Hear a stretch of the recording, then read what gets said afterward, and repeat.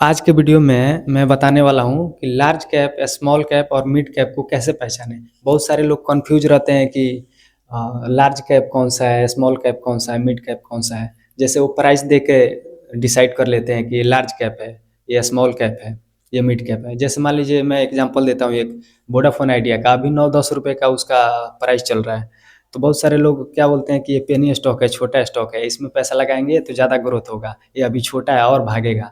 ऐसा नहीं होता है। वो लार्ज कैप स्टॉक है, मैं यहाँ स्क्रीन पे लगा देता हूँ, आप उसका जो मार्केट कैपिटलाइजेशन है वो देखेंगे 1 लाख करोड़ के आसपास है, यानी कि वो लार्ज कैप है।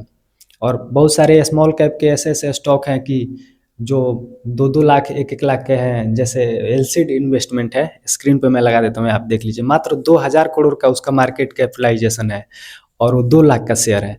तो इसका मतलब वो लार्ज कैप हो गया। ऐसा नहीं होता है। तो प्राइस से लार्ज कैप, मिड कैप और स्मॉल कैप ये सब तय नहीं होता है। प्राइस देख के तय नहीं होता है, उसका मार्केट कैप देख के तय होता है। जैसे मान लीजिए एलसीड इन्वेस्टमेंट 2 लाख के आसपास एक शेयर है उसका, तो उसका जो मार्केट कैप वो 2000 करोड़ के आसपास है, यानी कि वो स्मॉल कैप है। एक मैं यहाँ पे कुछ आंकड़ा बता देता हूँ आप लोगों को, आप लोग ध्यान में रखिएगा कि कैसे तय होता है कि कौन सा स्मॉल कैप है, कौन सा मिड कैप है, कौन सा लार्ज कैप है।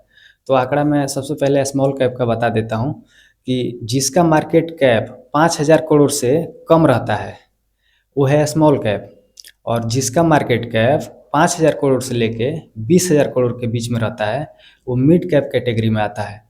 और जिसका मार्केट कैप 20000 करोड़ से ऊपर रहता है वो लार्ज कैप कैटेगरी में आता है।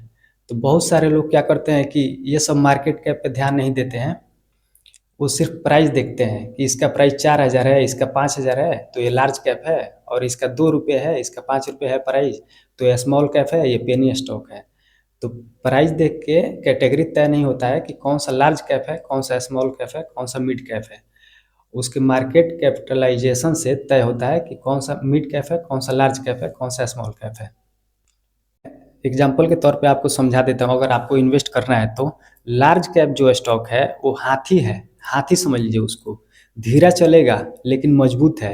दूसरा जो है वो है घोड़ा, उसको घोड़ा समझिए, वो संतुलित चलता है और तेज भी चलता है, तो उसमें खतरा कम रहता है।